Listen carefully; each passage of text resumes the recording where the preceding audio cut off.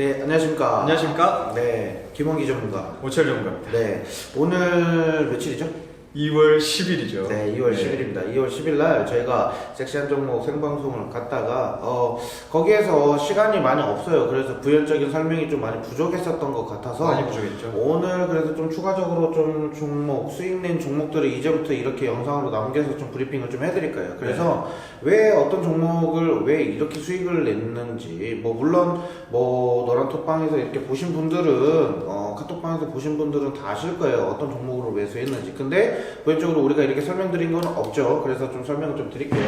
우선 AP 시스템은 일단 오철 전문가가 추천을 했기 때문에 오철 전문가 좀 듣도록 할게요. 좋습니다. 이 AP 시스템 같은 경우는 사실 굉장히 딥하게 이야기를 오랫동안 하고 싶은데 시간이 별로 그렇게 많지 않으니까 적당히 그리고 딥하게 이야기해봤자 여러분들 이해하기가 좀 힘듭니다. 이 AP 시스템이 뭐냐? 바로 이제 OLED, 그러니까 디스플레이 검사 장비를 만드는 업체입니다. 이 디스플레이 검사 장비를 만드는 업체가 왜 이렇게 요새 뜨고 있죠?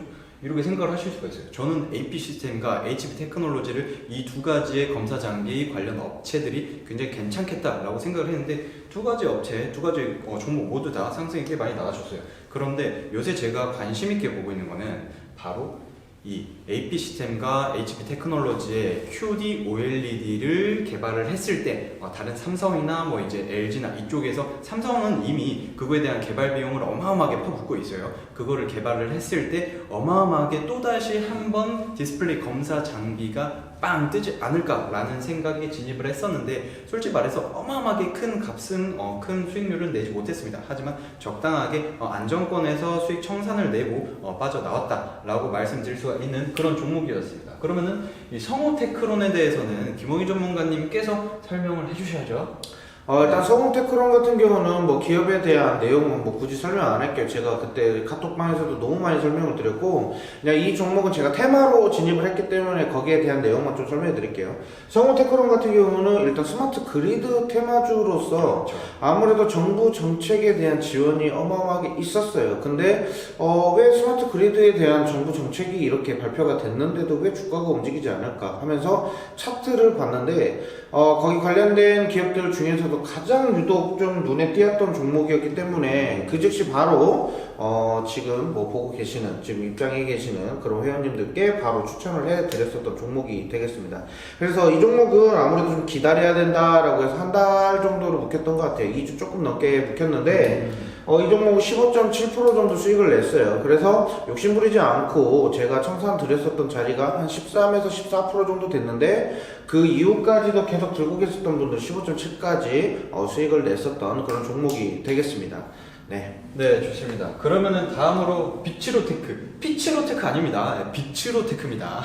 네. 자, 이 비츠로테크 같은 경우는 이제 왜 추천을 또 드렸냐? 비츠로테크는 사실은 이제 항공우주 관련주입니다. 항공우주 관련주로서 제가 계속해서 한 3주 정도 전부터 이제 새해가 시작하고 나서 얼마 안 돼서부터 계속 말씀드렸던 것 같아요. 항공우주 섹터는 커질 수밖에 없습니다. 왜냐하면 여러분들 자동차 타다가 비행기 타다가 이제는 못합니까? 우주선 타죠.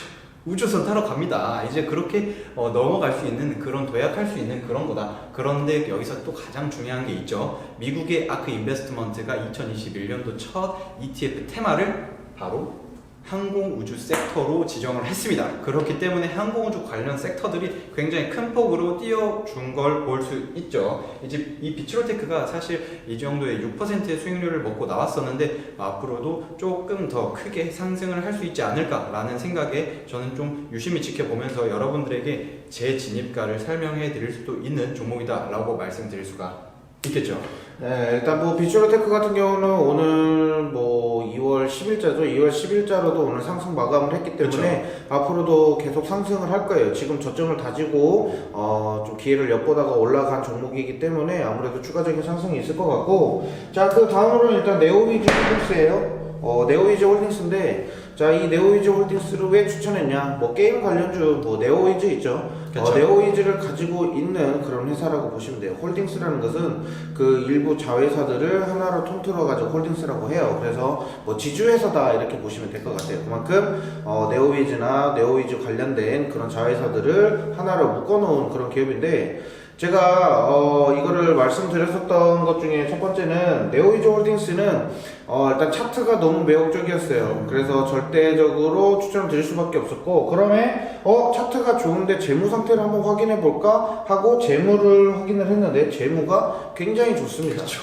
자, 우리는 코로나의 영향을 받지 않는 그런 기업이야, 우리 사도 돼, 약간 이런 그런 모습들이 나왔기 때문에 네오이즈 홀딩스를 추천을 드렸고, 자, 코오롱 글로벌 같은 경우는 10.2% 정도 수익을 냈어요. 저도 말하면 안 되나요?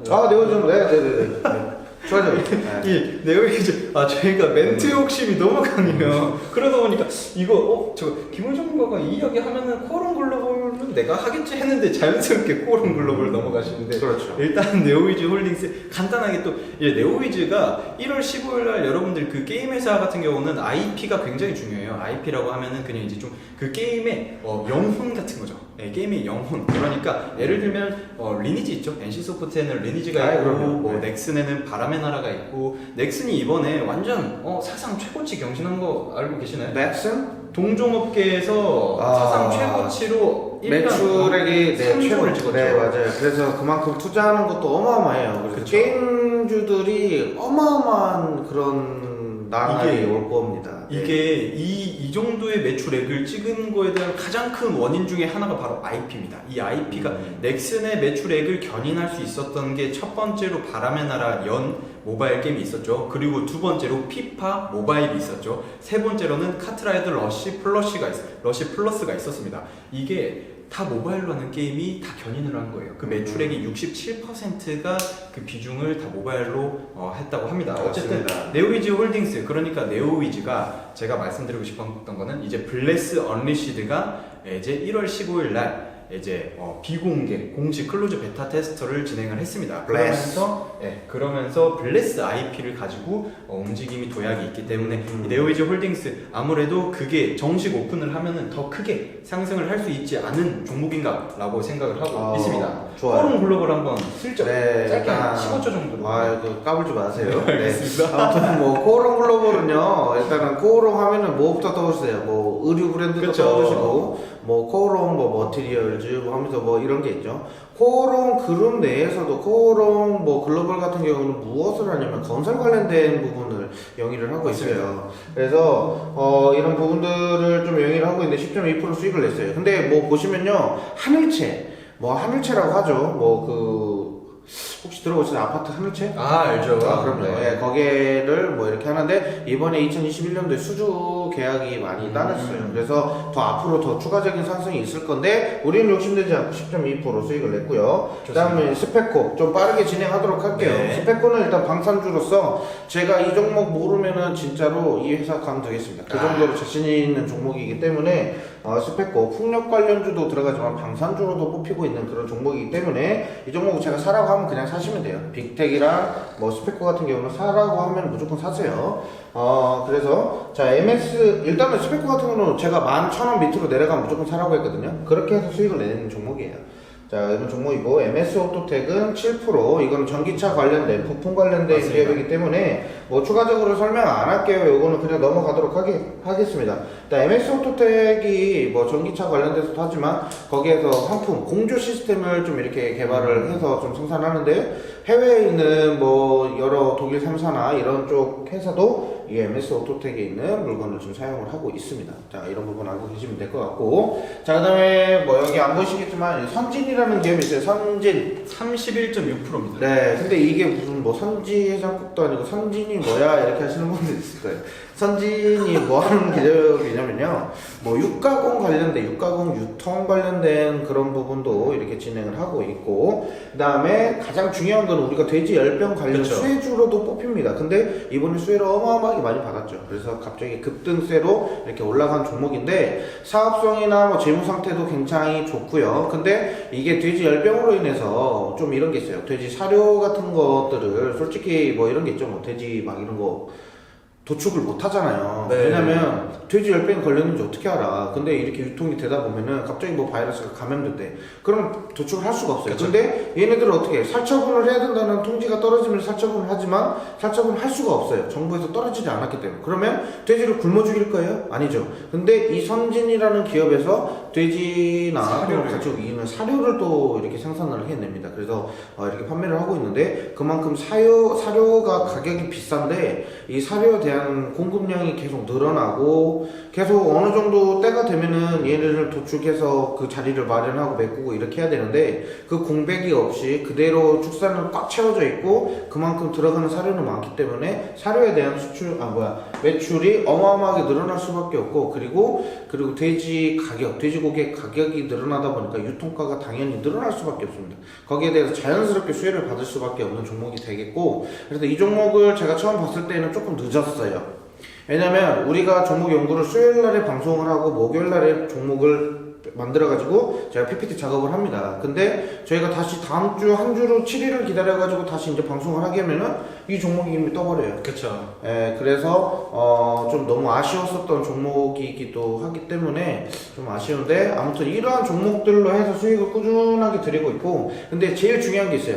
뭐냐면 이렇게 시장이 안 좋았어요. 이틀, 3일만 떨어졌잖아요. 엄청 그죠? 떨어졌죠. 엄청나게 하락장세였는데도 우리는 이렇게 수익을 냈다. 냈다. 뭐 이렇게 보시면 될 것 같아요. 그만큼 시장의 영향을 받지 않고 자신들의 그런 능력으로 인해서 기업들이 계속 끌고 나갈 수도 있는 그런 우량주 또는 그런 기대주로 해가지고 이렇게 좀 포트를 작성을 해드렸었던 그런 종목들입니다. 네. 맞습니다. 어떻게 보면은 이게 지금 제가 한번 싹 종합을 해봤는데 약 100% 정도의 수익률인데 한 주 동안 100% 누적 수익률을 낼 수 있다라는 건 사실 장이 그렇게 좋은 것도 아니고 작년 말처럼 장이 좋았던 게 아니잖아요. 네. 그러니까 이런 부분들 여러분들 그냥 저희들 쭉 믿고 따라오시면은 따뜻한 계좌 저희가 만들어 드릴 수 있도록 노력할 수 있겠다라고 말씀드리면서 이번 방송 이번 네. 브이로그인가요? 네, 네. 이거는 소개 영상이죠. 브리핑이죠. 그럼요. 네, 브리핑이죠. 네, 이거 한번 오늘은 이만 여기서 마치도록 하겠습니다. 감사합니다.